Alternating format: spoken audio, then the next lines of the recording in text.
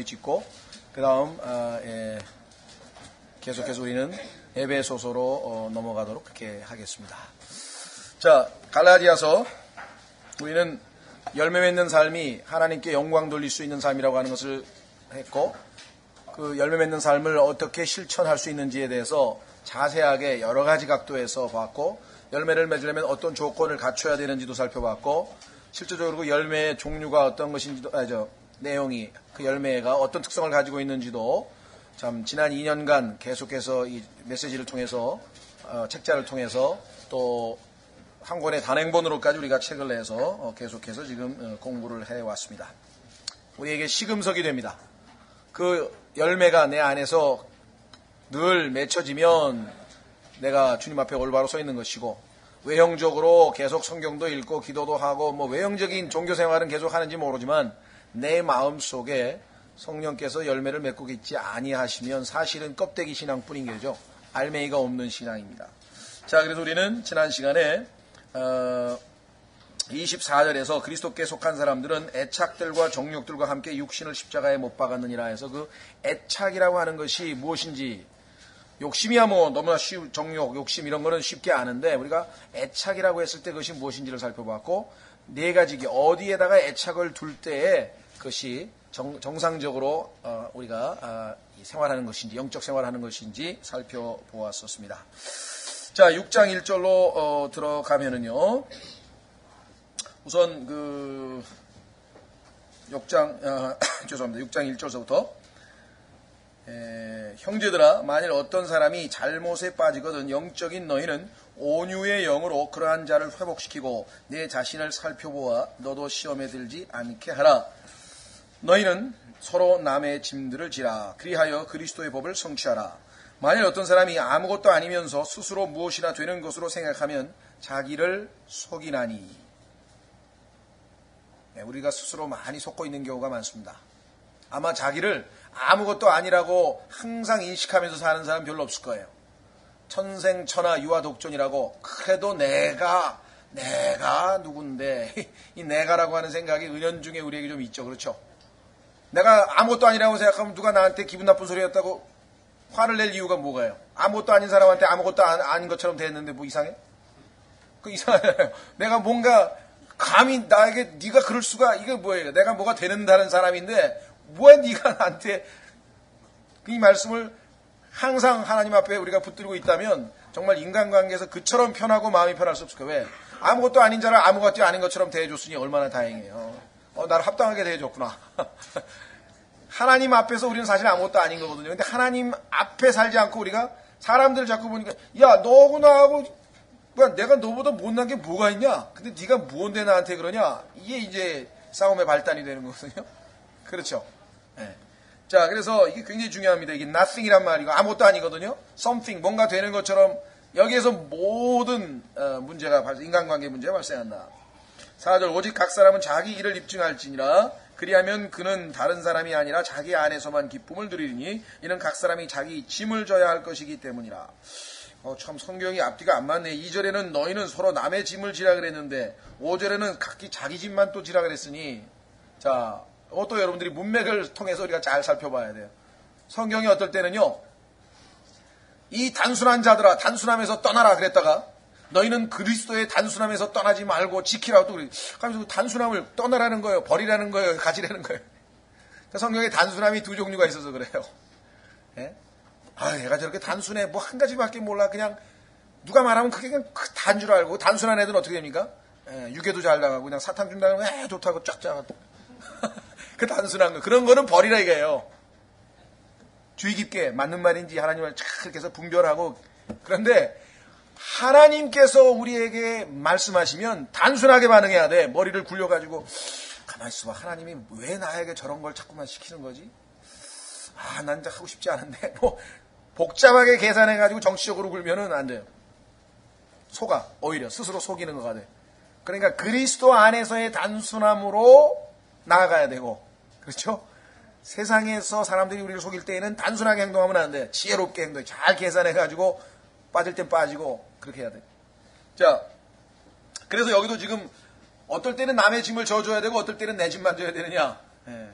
그 차이를 우리가 또 좀 이따 좀 보겠습니다만. 자, 그래서 6절. 말씀에서 가르침을 받는 자는 가르치는 자와 함께 모든 좋은 것을 나눌지니라. 이거를 또 기존 교회에서 너무 강조를 해가지고 성경 가르치는 목사에게 좋은 것 많이 갖다 주라고 또 이거를 너무 남용을 해가지고요. 이 구절을 하도 설교를 많이 들어가지고 마음이 부담스럽다는 거예요. 예? 그래갖고 목사들 집에 막 냉장고 꽉꽉 채워줘야 되고 막 또 그렇게 또 부흥사들이 와가지고 또 이 구절 가지고 다 죽여가지고 하나님 말씀 지나치면 안 돼요. 이것도 하나님께서 균형 잡혀서 우리가 수용하면 되는 거죠. 예. 자, 그래서 성격에서 보니까 영적인 것을 공급받으면 물질적인 것으로 공급하는 것이 합당하다. 그죠?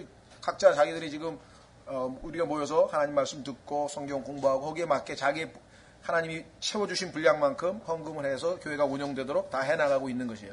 뭐 지나친 부담을 가지고 이게 무슨 말인가 뭐 이게 고민하실 필요 없고요. 또 어떤 분은 너무나 이거 가지고 고민이 됐는지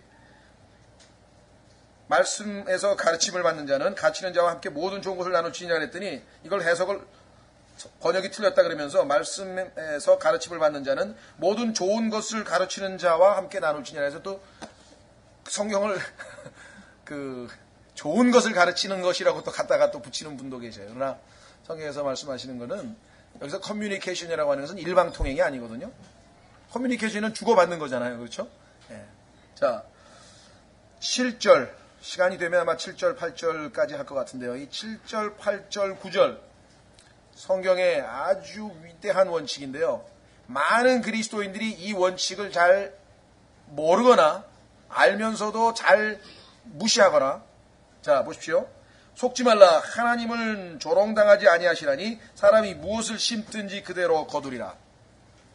만약에 여러분 가운데 복숭아를 심어놓고 내일 포도가 나오기를 잔뜩 기다리고 있으면 제정신이 아니겠죠. 그렇잖아요. 복숭아를 심었으면 복숭아가 나올 걸 기다려야 되잖아요. 그런데 그리스도인 중에는 그렇지 않은 사람들이 많아요. 8절 자기 육신에게 심는 자는 육신으로부터 썩는 것을 거두되 성령에게 심는 자는 성령으로부터 영존하는 생명을 거두리라. 심기는 육신에게 잔뜩 심어놓고 하나님으로부터 영적인 것 축복은 또 다 받으려고 그런다 이게. 그러면 복숭아 심어놓고 포도 기다리는 사람하고 똑같은 게. 하나님은 절대로 우리가 육신에다가 잔뜩 심어놨는데 갑자기 영적인 축복이 오고 마음의 평안이 오고 막 기쁨이 오고 절대 그러신 분이 아니에요.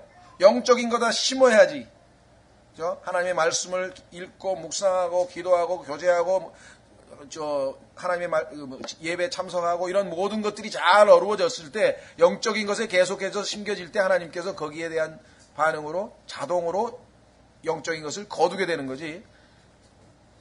전혀 영적인 것에는 하나도 시간 투자를 안 한 다음에 하나님으로부터 모든 축복을 받아 누리려고 한다. 이건 하나님이 정해놓은 기본 원칙에 어긋납니다. 또 그리스도인들이 하나님께서 우리가 육체는 관리를 잘 해야 되고 절제를 해야지 한꺼번에 막 무리하면 병 나는 건 뻔한 얘기잖아요. 그렇죠? 자기가 관리를 안 해놓고 병 나놓고 말이지. 하나님 내가 주의 일을 위해서 교회를 위해서 밤새고 일을 했는데 왜 나에게 이렇게 고난을 주십니까? 언제 하나님께서 교회 일을 하려고 밤새고 하라 그랬어요? 적당한 선에서 하고 몸을 잘 관리를 해가지고 절제하면서 하라 그랬잖아. 심은 대로 거둔다 그랬잖아. 그럼 자기가 병날 일을 해놓고 병이 났어. 그거 하나님 탓을 하면 안 되는 거죠. 그건. 아, 하나님 말씀이 맞구나. 내가 다음번에는 이 육체는 적당한 선에서 관리를 해야지. 기계도 마찬가지잖아요. 부하를 너무 걸면 기계가 고장이 나듯이 하나님께서 우리에게 주신 육체는 적당한 경우에 쉬라 그랬잖아요. 그러면 6일간 일하고 하루 쉬라 그랬으면 쉬어야지. 그날마저도 열심히 일해가지고 돈을 더 벌려고 막 하면 물론 직장 생활에서 그 못된 주인들이 막 부려먹기 위해서 그냥 6일간 일했는데 또 시키고 그런 사람 있잖아요. 그런 경우는 정말 참 어떻게든 안타까운 일이고 또 빨리 저기가 돼야 되겠지만 그러나 본인 스스로가 그렇게 그 하나님이 주신 그 몸의 어떤 그 바이오리듬을 깨가지고 우리가 때로는 건강을 망치는 경우도 많습니다. 하나님 원망할 일이 전혀 아니라는 것이에요. 어떤 사람은 이거는 안 믿는 사람에게 대한 얘기고 믿는 사람에게는 모든 것이 합력하여 선을 주신다 했으니까 그럼 뭐든지 제멋대로 하고 결과는 다 좋아야 돼요? 그게 하나님께서 우리에게 해 주셔야 될 의무사항입니까? 아니에요. 하나님께서는 정하신 법칙이 있어요. 심은 대로 거두는 거야. 거의 대부분이 보면은요, 우리에게 일어나는 나쁜 일은 제 경험으로 보면 90%가 내가 심은 대로 거둔 거예요. 거의 대부분이. 아주 드물게 이상하다, 조금 이건 아닌 것 같은데 했을 때 그것은 하나님께서 우리에게 예방주사를 주기 위해서 바울처럼 이 육체의 가시를 주셔서 교만하지 않게끔 어떤 이 하나님의 특별하신 예외적인 뜻이 있을 때가 종종 있기는 있지만 그게 자주 있는 게 아니거든요. 거의 대부분은 우리가 스스로 뿌려놓은 것을 거두는 것이 우리에게 나쁜 것으로, 불행한 것으로 올 때가 많다는 것을 우리가 아셔야 돼요. 자, 그래서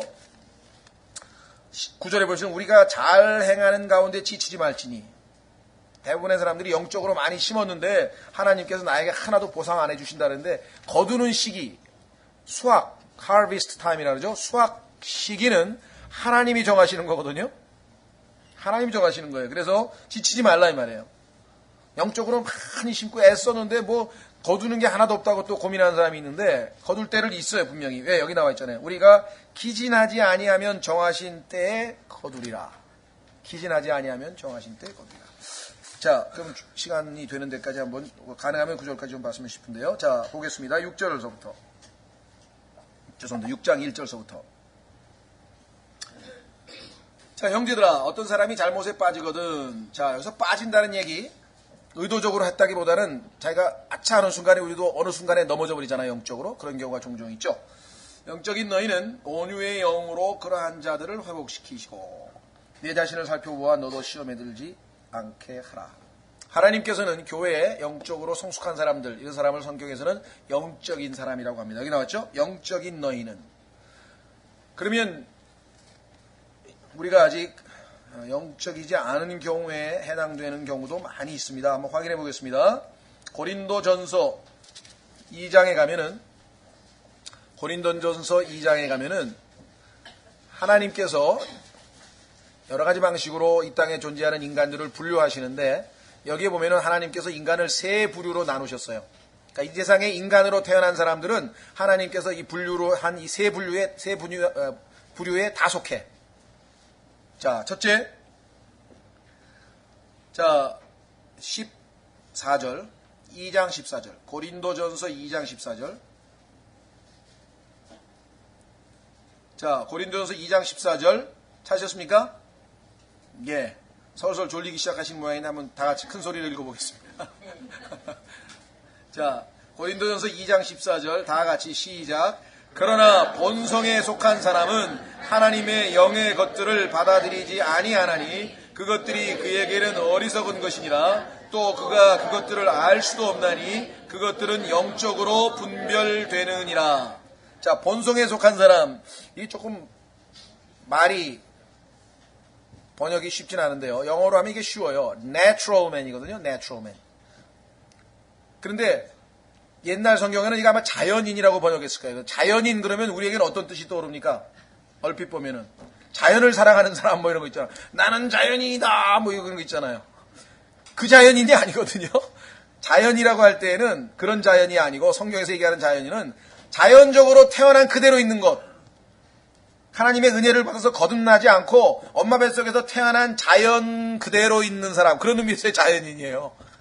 근데 그거를 우리는 자연 그러면 막 자연을 사랑하는 막 이런 식으로 연결이 되니까 이분이 차라리 네이처란 말이 자연이란 뜻이 되고, 자연 세계에 대해서는 나무풀, 그러나 사람에게 할 때는 네이처 하면 그걸 본성이라 그러거든요. 그래서 본성에 속한 사람, 그러니까 하나님이 주신 거룩한 성품이 없는 사람, 그냥 본성에 원래 가지고 있는 성품밖에 없는 사람, 그런 뜻으로 지금 이거 번역을 본성에 속한 사람 이렇게 번역을 한 거예요. 그러니까 여러분들이 좀 보조 설명을 좀 해주셔야 돼요. 내추럴 맨이라는 게 왜 이게 무슨 본성에 속한 사람이냐. 영어의 nature라고 하는 단어가 하늘, 별, 달, 뭐 꽃 이럴 때에는 자연이라고 우리가 번역을 하지만, 사람이 아담의 본성, 아담의 성품할 때 우리가 성품이란 뜻으로 nature란 말을 쓰거든요. human nature라고. 그러니까 그것에서 번역을 하다 보니까 본성에 속한 사람, 하나님의 성품에 아직 안 속한 사람, 이런 뜻이에요. 신의 성품에 참여하지 못한 사람.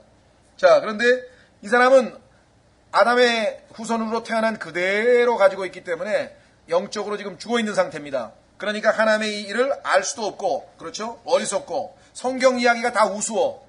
말도 안 돼. 뭐 무리를 뭐 걸어갔다고? 그게 어딨어? 무리를 걸어갔다고? 그 우리는 뭐예요? 참으로 믿음으로 행하면 그것이 가능하구나. 우리는 그걸로 읽고 막 기쁨이 솟아오르는데 이 자연인은 본성에 속한 사람은 그런 거 읽으면 이해가 안 돼. 여기 나와 있잖아. 알 수도 없고 영적으로 분별이 안 되니까. 하나님이 예수님이 누구신지를 모르니까. 그렇죠? 예. 야, 물고기 5마리 아니지. 아니 빵 5개. 빵 5개 하고 물고기 2개를 가지고 남자만 5,000명. 그러니까 애들까지 2만 명이 먹었다고? 이야, 정말 그렇죠. 세상 사람들이 볼 때는 우리가 아마 도른 사람이라고 생각할 거예요. 이 사람들은 도대체 교회 가서 그래 돈까지 바쳐가면서 뭘 이런 걸 배워가지고 와? 그렇게 생각할지 모르잖아요. 아마 구원받지 못한 사람들은 그래서 본성에 속한 사람이에요. 얼마나 감사한 일입니까? 우리가 본성에 속한 사람에서 벗어나가지고 새로운 성품, Divine Nature, 하나님의 성품에 참여한 자가 되었다고 베드로후서 1장에 기록을 해놨다. 예수 그리스도를 믿는 순간에 예수님의 생명, 엄마 뱃속에서 나에게 넘어온 생명이 아니라 예수 그리스도께서 이 땅에서 사셨던 그 고귀한 생명, 그 하나님의 성품이 담긴 생명이 우리 안에 들어와 있습니다. 두 번째, 영에 속한 사람, 지금 이게 바로 영적인 사람하고 똑같은 거예요. 갈라디아서의 spiritual man. 자, 한번 확인해 보겠습니다. 다 같이 읽겠습니다. 15절, 2장 15절 시작. 오직 영에 속한 사람은 모든 것을 판단하나 그 자신은 아무에게도 판단을 받지 아니하느니라. 16절까지 누가 주의 마음을 알아서 그를 가르치겠느냐. 그러나 우리는 그리스도의 마음을 가졌느니라. 보세요. The mind of Christ를 가지고 있다 그랬잖아요. 하나님의 성품, 예수 그리스도의 마음. 그래서 우리는 생각을 예수 그리스도처럼 할 수 있어. 이 땅에서 예수님이 사실 때 생각하신 그 방식대로 우리가 살아갈 수 있는 것이에요. 놀랍죠? 자, 그런데 이 영에 속한 사람이 지금 두 번째 나와 있어요. 그러면 거듭난 사람은 다 영에 속한 사람이냐? 그렇지 않아요. 이 영적인 사람은, 영에 속한 사람은 영적으로 성숙한 사람에게 해당되고, 갓 태어난 사람, 그래서 아직 영적으로 어린 사람의 경우에는 성경에서 뭐라고 표현했는지 그 다음 구절을 보겠습니다. 3장 1절. 3장 1절 서부터 3절까지.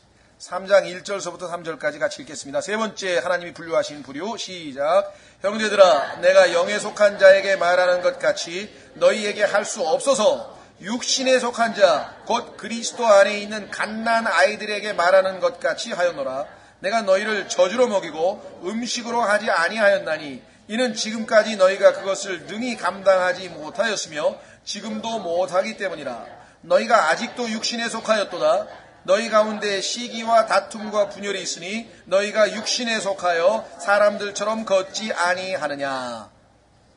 아하, 그러니까 영에 속한 사람 말고, 영적인 사람 말고 육신에 속한 사람, carnal man, 육신적인 사람이 있는데 그 사람은 하나님께서 갓난아기라고, 엄마 뱃속에서 갓 태어났으면 여전히 아담의 성품이 그대로 발현될 때가 많은 거죠. 그래서 여기 보니까 젖을 먹일 수밖에 없고, 음식은, 딱딱한 음식은 고기도 먹일 수가 없죠, 아이한테는. 그래서 할 수 없이 다시 또 젖을 먹일 수밖에 없는데, 그래서 3절에 보니까 아직도, 이 아직도란 말이 문제가 되는 거죠.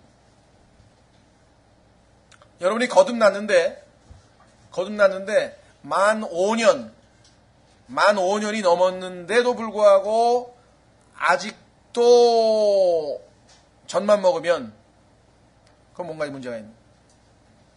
그렇죠? 정확하게 잘 모르겠어요. 제가 볼 때는. 제가 5년이라고 한 것은 제 그냥 나름대로의 기준인데 성경에 나와 있는 건 아니고. 근데 세상의 어린아이들이 20살 되면 어른이라고 그러잖아요. 우리 보통. 그러면 애가 젖될 때가 한 살에 도래 때나요? 언제 때나요? 잘 모르겠네. 보통 몇 살이 때입니까? 덜 지나고 나서. 그러면은 만 2살이면 됩니까? 만 2살? 예. 네. 그러면은 만 2살 정도 지나고 나면 육신에서 속한 사람에서 좀 벗어나야 돼요, 사실. 그렇죠. 신체적으로 그렇다면, 영적으로 봤을 때도 사실은. 자, 그래서 젖 아닌 음식을 먹기 시작을 합니다. 그러면 내가 아직도 육신적인 상태, 영적인 갓난아이라고 하는 사실은 어디서 확인해 볼 수 있느냐? 여기 나와 있어요. 시기, 다툼, 분열, 그러니까 영적으로 어린아이들이 있는 교회, 어느 교회나 다 있어요. 그런데 어린아이들이 주류를 이루고 한 7, 80%가 되는 교회에서는 시기, 다툼, 분열이 항상 있는 거야. 어느 교회나 다 어린아이가 있어야 되는 건 당연하지만 자꾸만 성장해야 될 거 아니에요. 그렇죠? 성장이 안 된 상태에 있는 사람들이 이게 아직도란 말이에요. 그러니까 시간은 많이 갔어. 그래서 지금 충분히 어린아이를 벗어나야 되는데 그렇지 못하고 있는 경우가 있어요. 이것만큼 하나님 아버지의 마음을 답답하게 해드리는 일이 없어요. 어린아이를 키우는 부모는 언제 기뻐합니까? 아이들이 잘 무럭무럭 자랄 때. 하나님도 마찬가지예요. 영적으로 주일날, 토요일날, 수요일날 또 테이프로 책으로 해서 계속해서 지금 최상품의 영적인 음식을 먹였는데 잘하진 않으면 이거 어떻게 됩니까? 영적 성장. 자, 그래서 여기 나와 있어요. 시기, 다툼, 분열. 자, 넘어가겠습니다. 다시 갈라디아서로 가보세요. 똑같은 얘기가 나와요. 갈라디아서에 보면은 영적인 성장을 해야 해서 영적인 사람이 된 사람들은 아직 그렇지 못한 사람을 도와줘야 된다 이 말이겠죠. 자, 중요합니다. 영적인 사람은 다른 사람을 배려하고 다른 사람의 관계에 있어서 자기가 희생을 하고 손해를 보더라도 그 사람을 위해서 희생하는 것을 기꺼이 감당하는 사람이 영적인 사람이지, 성경을 창세기부터 계시록까지 좔좔 외고 세대적 진리 쫙 영원서부터 영원까지 쫙쫙쫙쫙 풀고 성경 구절 뭐 나오면 쫙, 뭐 나오면 쫙쫙쫙쫙, 이게 영적인 사람이 아니라는 거예요. 무슨 말인지 아시겠어요? 그런데 여태까지 우리는 그게 영적인 것으로 오해하도록 한 그런 사람들 덕분에 성경을 좀 많이 알면 우리가 영적인 것처럼 착각을 했다는 것이에요. 근데 성경은 전혀 그런 얘기를 하진 않아요. 물론 성경을 모르고 영적일 수는 없어요. 성경을 알아야 돼. 그러나 머릿속에 성경을 담은 것만이 그 사람에게 영적 성장을 보장해 주냐, 그건 또 아니라는 것이에요. 잔뜩 먹었는데 전부 다 설사로 나가면 어떻게 해? 몸에 흡수는 하나도 안 된 거잖아. 그렇잖아요. 그렇죠? 예. 조금 먹었더라도 그게 몸에 잘 흡수돼서 내 몸에 영양분으로 작용을 해야 되는 거 아니겠느냐. 자, 그래서 성경에 보면은 하나님의 말씀은 입에는 달다 그랬어요. 그렇죠? 우리가 말씀을 들으면 좋죠. 아, 그렇구나. 아, 그거구나. 여기까지는 다 누구든지 하는데 문제는 뱃속에서는 쓰다 이 말이에요. 만약에 하나님의 말씀을 여러분들이 삶에서 진짜 소화해내서 생활에 적용한다면 어떻게 해요? 쓰라린 체험이 우리에게 주어진다는 거예요. 십자가가 필요하다 이 말이에요. 그렇죠? 하나님께서 주는 것이 받는 것보다 더 복되도다 그랬는데 어떡하시겠어요? 가면서 난 내 주머니 자꾸 나가야 되는 거네? 그렇죠? 줘야 복된 거 아니에요? 그런데 그러려면 어떻게 해요? 마음이 처음에 기쁘겠어요? 처음에 아니에요. 자기 자신을 부인하는 거야. 아니, 왜? 내 안에 있는 아담의 본성이 그거 주면 안 돼. 네 건데야. 너도 써야 되지. 안 돼. 안 돼. 그런데 하나님 말씀에 뭐예요? 더 복되도다고 했으니까 나는 하나님이 거짓말 하시지 않음을 믿는다 이거야. 내가 행복하게 되기 위해서는 줘야 되겠다. 하나님께 드리고 형제에게 주었다 이 말이에요. 그랬더니 그야말로 하나님 말씀대로 나에게 뭐예요? 복된 삶이 결과적으로 나왔더라 이 말이에요. 믿음이 없으면은 처음에 그 자기 자신을 부인하는 그거를 우리가 쉽게 못하는 거죠. 자, 그래서 갈라디아서 6장에 보니까 여기 뭐라고 되어 있냐면, 만일 어떤 사람이 잘못에 빠지거든 영적인 너희는 온유의 영으로 그러한 자를 회복시키고. 자, 영적이지 못한 경우가 지금 26절에 나와 있어요. 우리가 헛된 영광을 구하여 서로 노엽게 하거나 서로 시기 하지 말지니라. 이게 전부 다 지금 육신적인 사람이 하는 일들이죠. 26절. 그 다음 밑으로 올라갑니다. 15절. 만일 너희가 서로 물고 삼키면 서로가 서로에게 소멸되지 않도록 조심하라. 물고 삼키고 삼켜서 소멸된 교회들이 얼마나 많은가 여러분 주변에 한번 보세요. 제가 아는 교회만 해도요, 물고 삼키고 치고 막 다툼 분열 뭐 이래가지고 쪼개진 교회가 뭐 한국에서도 내가 개인적으로 알고 있는 교회도 많고 미국에서도 개인적으로 알고 있는 교회도 많고 얼마나 많은 교회가 많은지 모르겠어요. 자, 그래서 우리는 영적인이라고 하는 것은 실질적으로 어디에서 입증이 돼요? 수평관계에서 입증이 돼요. 수직관계는 잘 몰라. 왜? 맨날 성경 읽고 맨날 기도하고 그러면 야, 저 사람 되게 영적인가 보다. 그런데 그게 입증하는 방법은 뭐냐? 수평관계에서 아까 얘기한 것처럼 입증이 돼야 된다 이 말이에요. 자, 그 중에서도 여기 지금 뭐라 그랬어요? 온유의 영으로 성령의 열매 22절 23절에는 영이 온유가 바로 성령의 열매였죠. 온유의 영으로 그러한 자를 회복시키고, 자, 하나님께서 잘못에 빠진 사람, 또 죄를 지은 사람, 아니면 영적으로 어린 사람, 또 믿음이 약한 사람을 우리 주변에 보내주셔서 온유의 영으로 그 사람을 회복시키라고 보냈는데, 예? 어떻게 합니까? 아니, 신앙생활 5년 했는데 그따위밖에 못하는 거야? 이래가지고서는 오히려 상처를 입혀가지고 믿음을 무너뜨리는 경우가 허다한 거예요. 상담하러 가가지고 실족한 사람이 얼마나 많은 줄 아세요? 야단 맞아가지고. 위로를 받고 어떻게 도움을 청하러 갔는데 성경 쫙쫙 비더니 이거 틀렸고 쫙. 잘못하면 우리도 성경을 많이 하는 경우 그럴 위험성이 다분하다는 거죠. 그렇죠. 어제 제가 잘 모르겠습니다. 어제 우리 그 레위기 성경 공부할 때 우리 정미 형제님께서 맨 끝부분에 아니 아론의 아들이 잘못된 불로 하나님께 경배를 드리다가 직사를 했어요.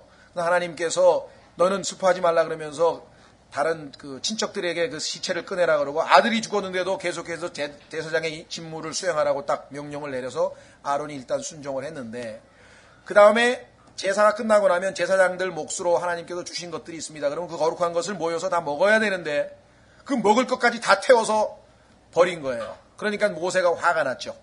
그래서 모세가 화가 나가지고 반드시 하나님이 먹으라고 한 것을 너희가 먹었어야 했는데 왜 그랬느냐. 그랬더니 이제 아론이 변명하는 게 하나님께 이 헌물을 바쳤는데도 불구하고 이런 자식들이 죽는 일이 발생했으니 내가 만약에 이거를 먹으면 하나님께서 어찌 기뻐하시겠느냐, 받아주시겠냐 하면서 자기 나름대로 뭐랄까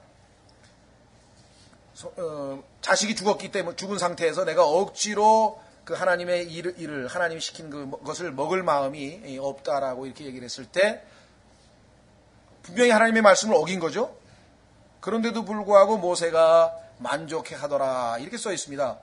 그래서 참 제가 나름대로는 이제 고민을 하고 책도 읽고 해서 이제 해석을 그 하나님께서 어떤 그 인간의 나약함을 아시고 용납한 것이 아닌가 이제 이렇게 좀 해석을 했었고 또 우리 정영재님은 그래도 분명히 하나님 말씀을 어긴 건데 이거는 모세가 하나님이 시키지 않았는데 모세가 어떤 인위적으로 인간적인 마음에서 그냥 용납한 것이 아닌가 막 이렇게 지금 두 가지 견해가 있었던 것 같아요. 근데 잘은 모르겠어요 지금도. 다만 제 느낌에 제 마음에 앞에서는 하나님께서 모세에게 명령을 내려가지고 아론에게 너는 슬퍼하지 말고 계속 제사장 직무를 수행하라 이렇게 지금 명령을 내리셨기 때문에 모세가 그 하나님의 명령을 받아서 아론에게 전달을 했거든요. 그런데 뒤에 가면은 하나님께서는 비록 아론이 하나님의 말씀을 어기고 먹어야 되는 그 제사장 몫을 먹지 않고 다 그 먹고 싶은 마음이 없어서 태워서 일단 버렸는데 그것에 대해서 하나님께서는 사실 아무 말씀이 없으셨는데 모세가 그것을 보고 지적한 것이 아닌가 저는 이제 그런 느낌이 좀 들었어요.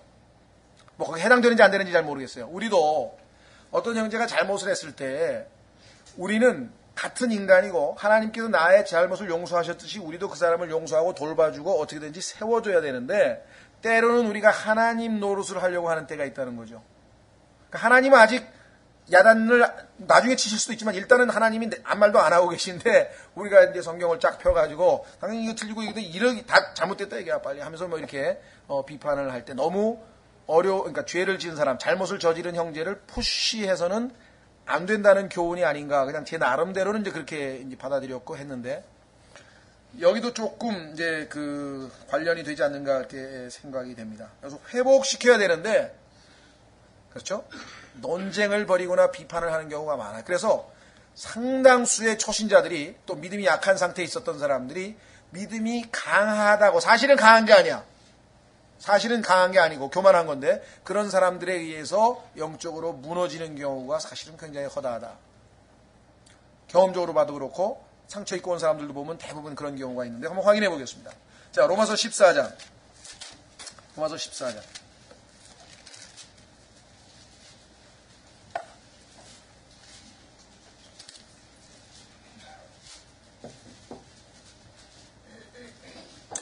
자, 로마서 14장 1절에 보시면 믿음이 약한 자를 너희가 받아들이되. 자, 믿음이 약한 자를 받아들이라 그랬습니다. 그런데 우리는 보통 믿음이 약한 자를 어떻게 합니까?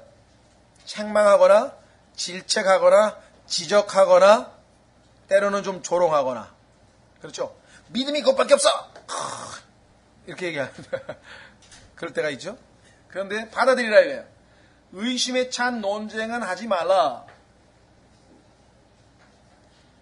아직 그 형제로서는 받아들이기 어려운 그런 걸 가지고 가가지고 자꾸만 그하고 논쟁을 해서, 그렇죠. 아기가 있으면은 뭐 미움을 먹이든 죽을 먹이든 뭐 좀 소화가 될 만한 걸 먹여줘야 되는데, 그게 아니고 뭐 딱딱한 오징어를 가지고 가서 자꾸 먹으라 그러면 질겨가지고 어디 씹겠어요, 아기가. 영적으로도 마찬가지 일이 벌어질 수 있단 말이야.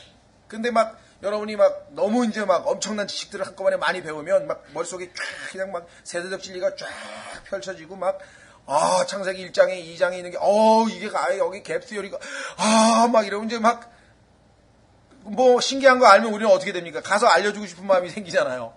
그러면 지금 그걸 소화도 못할 상황에 있는 사람한테 가가지고 그냥 막 얘기를 해버리면 나중에 이 사람은 전혀 유익이 안 되는 거야. 소화도 못했을 뿐만 아니라 하나도 알아듣지도 못했을 뿐만 아니라 짜증만 나는 거죠. 그렇죠? 그래서 요즘에 교육학에 있어서도 뭐 눈높이라는 게 있잖아요. 밑으로 낮춰서 아이하고 같은 수준에 맞춰서 설명을 좀 쉽게 해줘야지 알아들을 수 있죠. 마찬가지가 됩니다. 그래서 여기 보시면 믿음이 약한 자에 대한 태도에 대해서 나왔습니다. 자, 밑으로 내려갑니다. 10절. 로마서 14장 10절에 보시면 뭐라고 되어 있냐면요. 받아들이고 논쟁하지 말고 판단하지 말라 이 말이에요. 보세요. 10절. 그런데 내가 어찌하여 내 형제를 판단하느냐, 어찌하여 내 형제를 무시하느냐, 우리가 다 그리스도의 심판석 앞에 서리라. 믿음이 약한 사람을 판단하거나 무시하거나 정죄하거나 이렇게 돼서는 우리가 안 되겠다. 왜? 각자 자기가 한 일에 대해서 자기 것을 평가받는 것이지 다른 사람이 한 것에 대해서 내가 평가받는 게 아니거든요. 그러니까 자, 그 다음에 15장으로 갑니다. 15장에도 역시 믿음이 약한 자에 대한 이야기네요. 교회가 믿음이 강한 사람과 약한 사람이 다 하나님의 적절한 배려에 의해서 이게 다 조화롭게 다 배치되어 있어서 우리가 순종만 하면 하나님께서 다 상호 연합해서 튼튼하게 하나님의 영적인 집을 지어가실 수 있는데, 자, 15장 1절. 그런즉 우리 강한 자들은, 믿음이 강한 자들은 마땅히 약한 자들의 연약함을 담당하고, 이게 아까 서로 짐을 지라고 하는 갈라디아서 6장 2절에 나와 있는 그 말씀이죠. 연약함을 담당하고 우리 자신을 기쁘게 하지 말아야 하리라. 우리 각 사람이 자기 이웃을 기쁘게 하여 그의 유익을 구하고 그가 세워지게 할지니라. 영적으로 성장한 사람은 특징이 간단해요. 나가 아닌 남을 먼저 배려하고 생각하는 것. 이것은 꼭 영적인 것뿐만 아니라 사회적으로도요. 우리가 사회생활에서 어린아이들은 항상 출발이 어디서 나갑니까? 나로부터 시작하죠. 그렇죠? 나. 어릴수록 자기중심적이잖아요. 나 배고파. 나 추워. 나 여기 아파. 나. 엄마 나. 엄마 나. 그런데 조금 성장해서 좀 크면 어떻게 됩니까? 진짜 그런 아이가 몇 명 되는지 잘 모르지만 엄마가 맛있는 거 주려고 할 때 어떻게? 동생부터 주세요. 그러면 이건 뭐 대단한 아이가 되는 그죠? 저는 컸으니까 동생이 배고프니까 동생부터 주세요. 이렇게 되면 이건 이제 이 아이는 정말 뭐가 보이는 거야. 영적으로 이제 정신적으로 성숙의 어떤 단계에 들어선 거고. 영적으로 똑같아요. 여러분들이 간단하게 체킹할 수 있는 방법이 있어요. 기도할 때 여러분의 기도의 비율을 보시면 돼요. 하나님께서 나를 위한 기도는 몇 퍼센트 했고 남을 위한 기도를 몇 퍼센트인가 한번 딱 보면은요. 그 비율이 반대로 될수록 남을 위해서 기도하는 시간이 길어질수록 여러분이 영적으로 성장하는 거예요. 왜? 그건 억지로 되는 일이 아니거든요. 영적으로 성장하면 하나님께서 내 안에서 역사하면 자동적으로 다른 사람부터 챙기게 돼 있어요. 이게 예수 그리스도의 생명은 그런 생명이기 때문에 나가 아닌 남을 챙기게 돼 있거든요. 거의 대부분의 사람들, 특히 이거 뭐 쉽게 얘기하면요. 정신병원에 가 있는 사람들의 75%는요. 평생 자기 문제에 시달리고 온 사람이에요. 남 생각을 한 번도 안 해본 거야. 사랑을 받아본 적도 별로 없고 사랑을 해본 적도 없어. 나하고 관계가 별로 없어. 그럼 전부 자기. 난 뭘 먹고 살지? 나 우리 자식 어떻게 하지? 전부 자기 것만 생각하는 거예요. 이게 정신건강에도 안 좋은 거야. 왜? 결과적으로 보니까 남에 대해서 생각을 안 하고 자기 인생, 자기 문제, 자기 거로 항상 이렇게 오큐파이드, 이렇게 막 점령당해 평생을 살아온 사람들은 나중에 기쁨이고 뭐고 하나도 맛보지 못해. 영적으로도 하나님이 정하신 원칙이 바로 동일하다고 하는 것이죠. 자, 그래서 우리는 이제 고린도전서 4장 5절로 가겠습니다. 고린도전서 4장 5절에 가시면 우리가 다른 형제자매들을 함부로 판단하지 말아야 되는 이유가 있어요. 다른 형제자매들을 우리가 함부로 판단하지 말아야 되는 이유가 여기 이렇게 나와 있습니다. 자, 고린도전서 4장 5절 3절부터 그러나 내가 너희에게 판단을 받거나 사람의 판단으로 판단을 받는 것이 내게는 매우 작은 일이니라. 참으로 나는 내 자신을 판단하지 아니하노니 나 스스로 판단받을 아무것도 알지 못하노라. 그러나 이로써 내가 의롭게 되지는 아니하였나니 오직 나를 판단하시는 이는 주시니라. 그러므로 주께서 오실 때까지 때가 이르기 전에 아무것도 판단하지 말라. 그분께서 어둠에 감추어진 일들을 빛으로 가져오시고 마음의 의도들을 드러내시리니 그때야 비로소 각 사람이 하나님으로부터 칭찬을 받으리라. 우리는 사람의 마음을 모르거든요. 그렇죠. 사람의 마음을 아시는 분은 하나님뿐이셔요. 그런데 그 마음이 바깥으로 다 드러날 때가 있는데 그때가 바로 그리스도께서 오실 때다. 그래서 우리는 함부로 우리가 판단하지 말고 그럼 어떻게 하면 되겠느냐. 다시 갈라디아서로 돌아옵니다. 자, 본인 스스로가 영적으로 어느 정도 하나님의 은혜로 성숙이 되었다고 판단되거든 온유의 영으로 잘못에 빠진 사람을 도와서 회복시키라. 두 번째, 내 자신을 살펴보아. 왜? 우리도 섰다 하면 넘어질까 조심하라고 하신 것처럼 언제 어느 순간에 넘어질지 아무것도 모르는 거거든요. 오늘 성령 충만해도 내일 타락해버릴 수 있는 게 우리의 육신이기 때문에 살펴보아 너도 시험에 들지 않게 하라. 조심해야 되는 말이죠. 너희는 서로 남의 짐들을 지라. 그랬잖아요. 아까 약한 자들의 짐을 지어주라 그랬죠. 강한 자들이 서로가 돕고 지을 자라. 그리하여 그리스도의 법을 성취하라. 자, 이제껏 우리는 율법으로 살아서는 안 되고 은혜로 살아야 된다는 얘기를 지금 갈라디아서에서 계속 반복해서 했는데 여기서 말하는 그리스도의 법은 구약에서 얘기하는 그 율법과는 전혀 다른 법입니다. 우리는 로마서 6장 14절에서 율법 아래 있지 아니하고 은혜 아래 있다고 성경에서 말씀하셨거든요. 율법과 은혜. 그런데 그 은혜는 어떤 법으로 되어 있느냐. 은혜도 법이 있어요. 어떤 법이냐. 여기 나와 있죠. 그리스도의 법이야. 이 법은 사랑의 법이라 그랬죠. 사랑의 법. 그래서 하나님을 사랑하기 때문에 교회도 오고 하나님을 사랑하기 때문에 성경도 읽고 이웃을 사랑하기 때문에 그 사람을 돕고 복음도 전하고 사랑이 동기가 될 때 그것이 바로 올바른 동기라고 이야기를 했습니다. 그걸 그리스도의 법이라고 그랬고 그것을 또 뭐라고 얘기했냐면요. 생명의 성령의 법이라고 그랬어요. 로마서 8장 2절에 생명의 성령의 법이 너희를 죄로부터 해방시켰다 그랬죠. 생명의 성령의 법 기억나세요? 자, 생명의 성령의 법, 그 다음에 그리스도의 법. 자, 그 다음에 하나는 찾겠습니다. 야고보서 거기에는 뭐라고 되어 있냐면요. 왕가의 법이래. 왕실에서 사용하는 법이 있어. 왕실. 한번 확인해 보겠습니다. 자, 여러분과 제가 왕실의 법에 해당되네요. 야고보서 2장 8절. 야고보서 2장 8절. 여러분과 제가 왕 하면은 나중에 내가 왕이 될 것이다. 그리고 지금 이미 나는 왕 같은 제사장이다. 라고 하는 사실을 알고는 있지만 그 왕 같은 제사장이 왕가의 법을 따르지 않으면 어떻게 되는 거냐. 야고보서 2장 8절 너희가 성경 기록에 따라 너는 내 이웃을 내 자신과 같이 살아가라 하신 뭐예요? 왕가의 법을 성취하면 잘하거니와. 왕가의 법, 왕실의 법도 우리의 왕이신 하나님은 사랑이시라고 요한일서 4장 8절에 4장 16절에 말씀하셨죠. 그게 왕가의 법이에요. 자, 그래서 우리는 다시 돌아와서 갈라디아서 6장 2절에서 이것이 사랑의 법, 왕가의 법, 그리스도의 법, 그게 남의 짐을 지는 것이구나. 자, 그러려면 우리에게 기본적인 원칙이 있어야 되는데 그것이 뭐냐? 3절입니다. 만일 어떤 사람이 아무것도 아니면서, 자, 아무것도 아닙니다. 그런데 스스로 무엇이나 되는 것처럼 생각하면 자기를 속이나니. 여러분과 저는 아무것도 아니다. 그런데 뭔가 되는 것처럼 생각하면 이제 여기서부터 문제가 생각합니다. 자, 한번 확인해 보겠습니다. 우선 창세기 18장 27절. 창세기 18장 27절 가시면 아브라함이 하나님께 기도할 때 자기 자신에 대해서 어떻게 평가했는가 보세요. 창세기 18장 27절. 이 시간이 점심도 잡수시고 교제도 하시고 그래서 참 이 달콤하게 주무시기에 좋은 시간입니다. 시간적으로 봤을 때 그렇죠?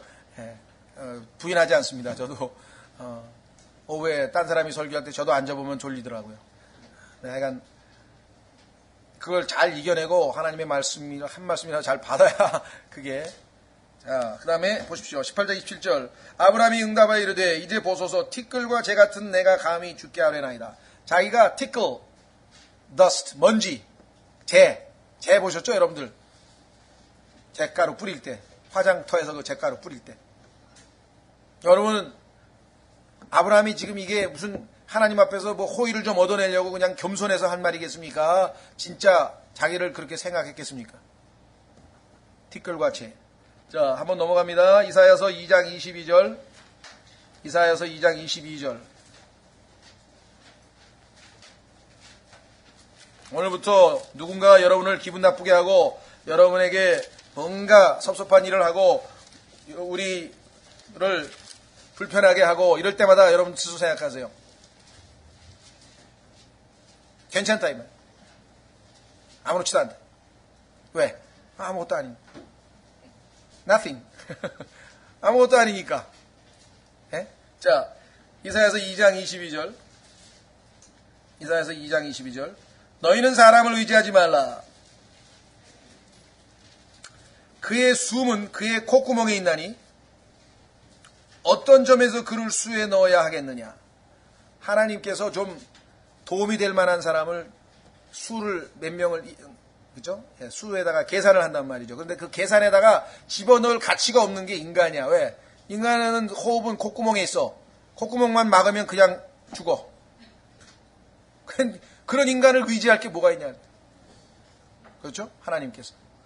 자, 그 다음에 시편 8편으로 갑니다. 여러분과 제가 시편 8편 기자와 같은 마음이 있다면 항상 감격과 행복에 겨워 살 거예요. 이 시편 기자는 하나님을 한번 생각해보고 자기를 한번 바라보니까 하나님께서 자기를 그렇게 관심 갖고 찾아와 주신 거에 대해서 이럴 수가 있는가. 너무 감격스러워가지고. 근데 여러분은 하나님께서 죄에서 구원하셨어. 먹이셨어. 입히셨어. 부모를 주셨어. 뭐 공부시키셨어.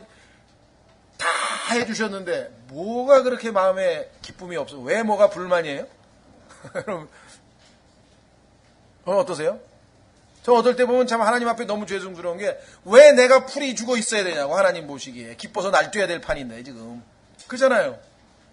엄청난 축복을 받은 사람인데 왜 마치 그냥 세상이 다 무슨 무너지듯이 그냥 쭉 쳐져가지고 왜 그러냐 이거 왜? 시편 8편 3절 주의 하늘들 곧 주의 손가락으로 지으신 작품과 주께서 정하신 달과 별들을 내가 깊이 생각하오니.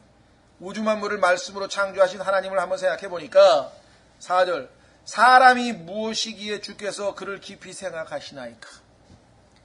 세고 센 게 사람인데 이 사람이 별 볼 일 없는 사람 거기다 하나님께 반역 이 어마어마한 하나님께 반역을 해가지고 하지 말라고 먹지 말라는 선악과는 따먹어가지고 하나님이 사랑하신다고 돌보려고 그러니까 그냥 무화과 나무로 옷 입어 어디 숨어버리고 말이지.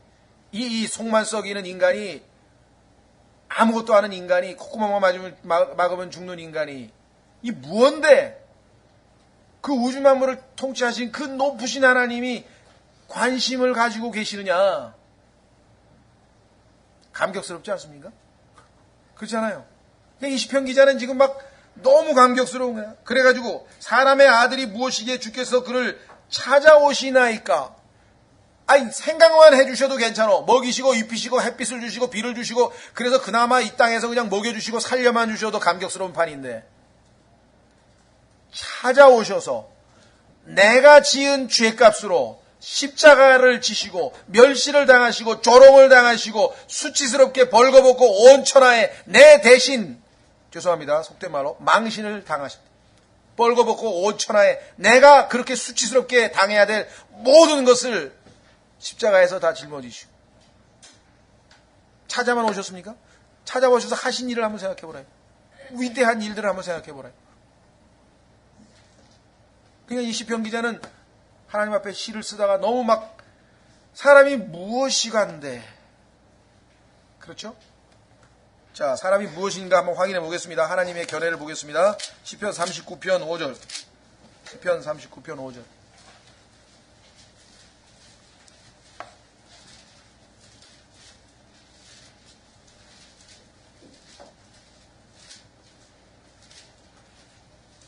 자, 시편 39편 4절에 보시면, 주여 나로 하여금 내 종말과 내 날들의 한계가 어떠한 것인지 알게 하사 내가 얼마나 연약한 존재인지 알게 하소서. 이게 우리의 기도가 돼야 돼. 하나님 앞에 우리가 어떤 자인지 바로 알면요. 5절, 보소서 주께서 내 날들을 한 뼘만큼 되게 하셨사오니. 아, 우리는 60년, 70년, 요즘은 80년이죠? 80년. 그런데 그게 한 뼘도 안 되네, 한 뼘. 내 시대가 주 앞에는 없는 것 같사오며 참으로 모든 사람은 최선의 상태에서도 헛될 뿐이니이다.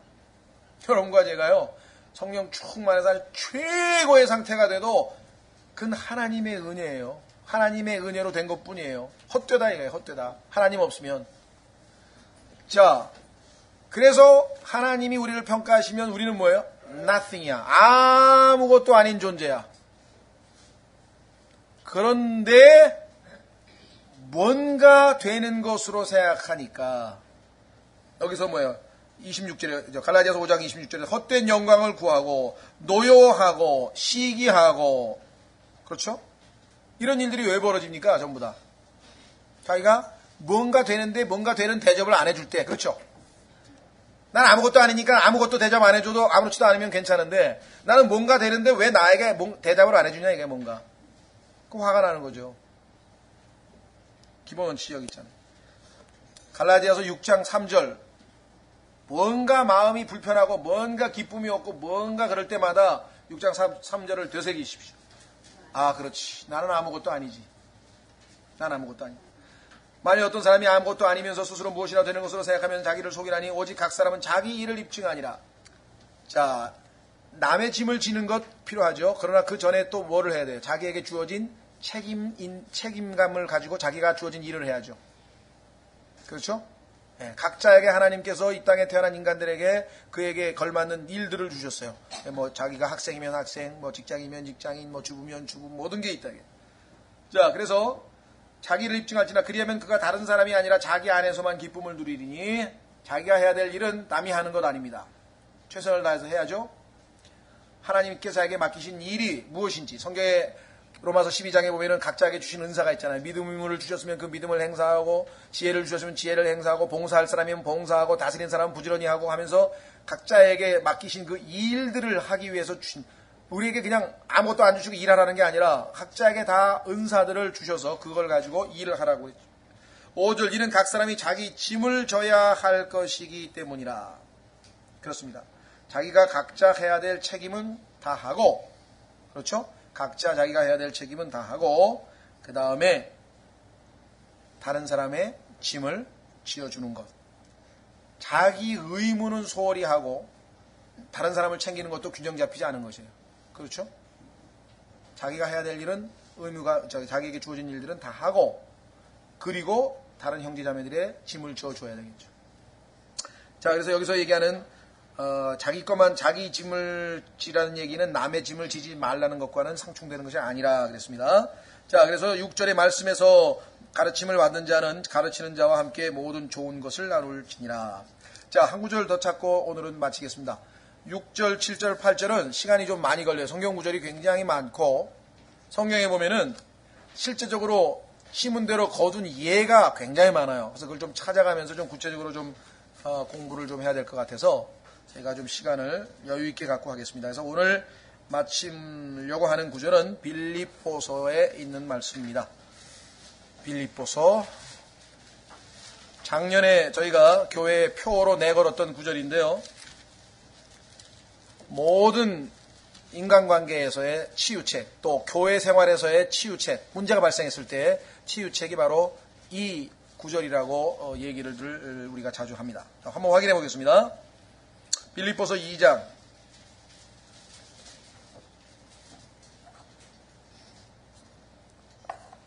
그러므로 그리스도 안에서 무슨 안위나 사랑의 무슨 위로나 성령의 무슨 교제나 무슨 인정이나 긍휼이 있거든 너희는 마음을 같이하여 같은 사랑을 가지고 한 마음으로 일치하여 내 기쁨을 성취하라. 3절 어떤 일도 다툼이나 헛된 영광을 하지 말고 갈라디아서 5장 26절에 나왔던 것 똑같죠? 오직 겸손한 마음으로 각각 자기보다 남을 더 낮게 여기며 갈라디아서하고 똑같죠? 자기가 아무것도 아니라고 여기면 당연히 다른 사람을 더 낮게 여기겠죠. 나는 아무것도 아니야. 그래서 4절 각 사람이 자기 일들만 돌아보지 말고 자기 일도 돌아보라. 그러나 일들만 돌아보지 말고 각 사람이 남의 일들도 돌아보라. 너희 안에 이 마음을 품을지니 곧 그리스도 예수님 안에 있던 마음이라. 아까 이 마음을 주셨다 그랬잖아요. 고린도전서에서. 그리스도의 마음을 우리에게 주셨다 그랬죠. 우리에게 하나님의 성품을 주셨다 그랬죠. 우리 안에 성령께서 들어와 계신다 그랬죠. 모든 가능성을 하나님은 다 주셨어요. 할 수 있어요. 이제 변명의 여지가 없어요. 내 책임이에요. 이제 성령의 열매가 안 맺혀지면 내 책임이라고. 그렇죠? 내가 영적으로 성장 못하면 내 책임이에요. 나를 통해서 하나님께서 표현되시지 아니하시면 그것도 역시 내 책임이라고. 하나님께서는 우리 안에 모든 걸 다 준비시켜 놓으시고 우리를 하여금 뭐예요? 우리의 몸만 주께 내어 드리면 우리만 하나님의 통제하심에 우리를 내어 맡기기만 하면 하나님께서 얼마든지 일하실 수 있다고 했습니다.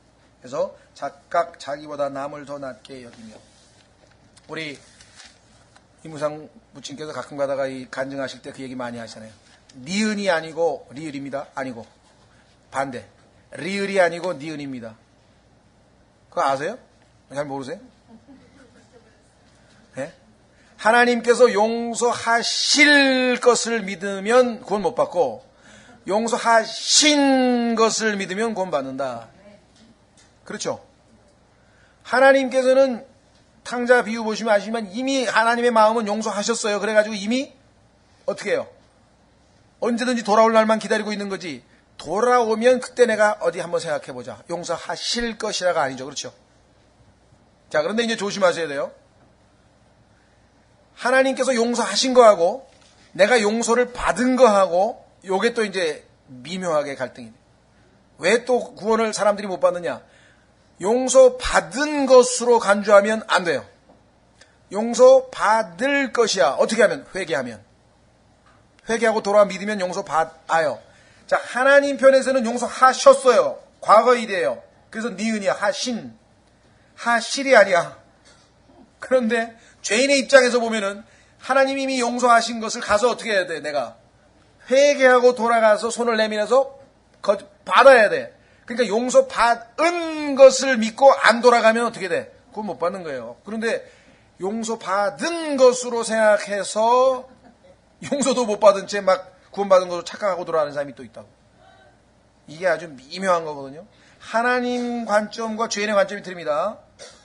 하나님 관점에서는 니은이에요. 용서하셨어요. 용서하신 것을 믿어야 돼, 하나님이. 그러나 나는 어떻게 돼요? 용서받은 것을 믿고 안 가면 안 되고 돌아서서 하나님께로 가서 회개하고 예수 그리스도를 구세주로 영접하면 죄사함을 받을 것이야. 그때.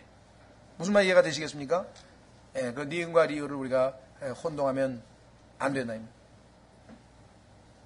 그렇죠? 예. 자, 그래서 우리 이제 이 우리의 그 신앙생활에 있어서도 이제 하나님께서 모든 가능성을 나에게 다 주셨어요. 그래서 그걸로 끝난 게 아니야. 하나님께서는 다 하셨어. 과거야 이제. 그러나 내가 어떻게 하느냐에 따라서 하나님께 나에게 은혜를 주시고 복을 주실 수가 있고 아닐 수가 있는 거지. 내가 받을 수 있는가 안 받을 수 있는가는 나의 결정에 내 책임이지 하나님 책임은 아니다. 이 세상에 있는 모든 죄인도 하나님께서는 하실 일을 다 하셨어요. 죄인들이 할 몫이 남아있어. 공은 죄인들에게 넘어갔어. 마찬가지. 하나님께서 구원받은 백성들에게도 하나님 자녀에게도 모든 것을 다 하셨어. 공은 누구에게 넘어와 있어요? 우리에게 넘어와 있어요. 그래서 우리가 하기 나름에 따라서 하나님을 기쁘시게 할 수도 있고 나중에 그리스도의 심판석에서 우리가 참 기쁨으로 하나님과 조우할 수도 있고 그렇지 않을 수도 있고 우리에게 달려있다는 것이죠. 자, 그래서 다음 시간에는 6장, 7장, 8절에 나와 있는 대원칙 하나님은 조롱받지 우롱당하지 아니하시고 심은 대로 거둔다고 하는 이 위대한 원칙에 대해서 다음 시간에 공부하도록 하겠습니다. 자, 다 같이 일어나셔서